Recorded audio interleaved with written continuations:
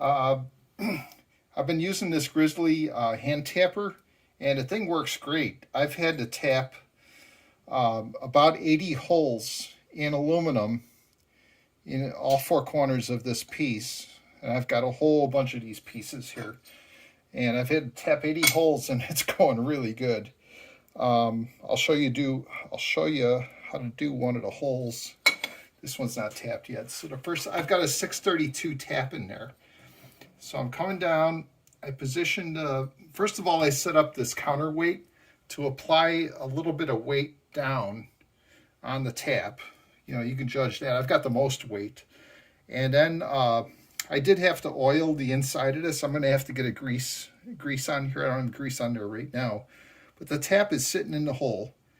And I'm going to put some cutting oil on it. You want to make sure every tap you do has a squirt of cutting oil. And then I start turning this, and I usually count the number of turns.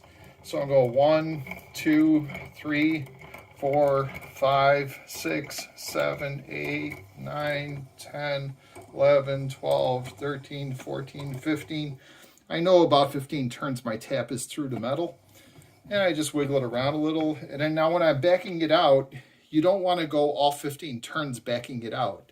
You want to back it out to 3, 4, 5, 6, 7, 8, 9, 10, 11, 12, 13. The reason you don't want to back it out all the way is because you never want downward pressure on your tap while your tap is exiting the material, because that'll just cause the thread, the entry thread, to flatten out, and you won't be able to start a screw from that direction of the hole. So the next thing you do is, I'm not completely exited yet, but I pull this up, and this mechanism will lock up in place. Now I do the last few turns to exit the tap out of the material. And now I've got a perfectly tapped hole.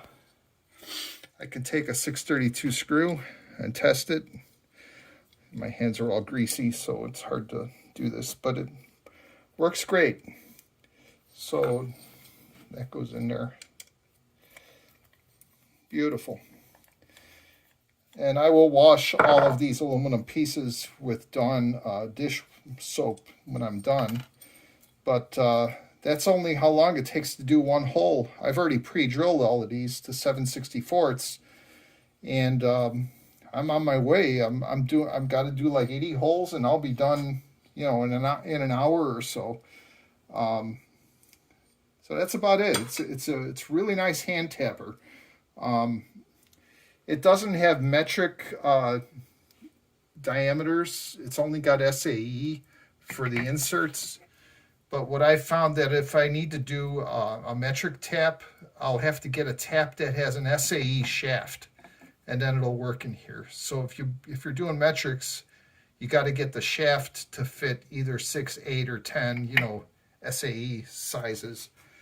I've been using the same tap for like 40 holes already, and the thing's holding up, and it's a cheap tap. It's only like it's like a $3 tap, and it's just lasting it'll last all the way through all 80 holes. Anyway, that's my review of the Grizzly Hand Tapper. It works great. You just got to get used to how to use it. And mostly, when I first saw it, this thing was catching on me. I thought, oh, geez, that's not right. It's broken. But actually, that's a feature, because you don't want to exit the tap while there's downward pressure. So while you're tapping, it's applying downward pressure. Then when you're going to exit the tap, you lift it up. This will lock in place, and then you can do your last few turns to get it out. And hope this helps you guys.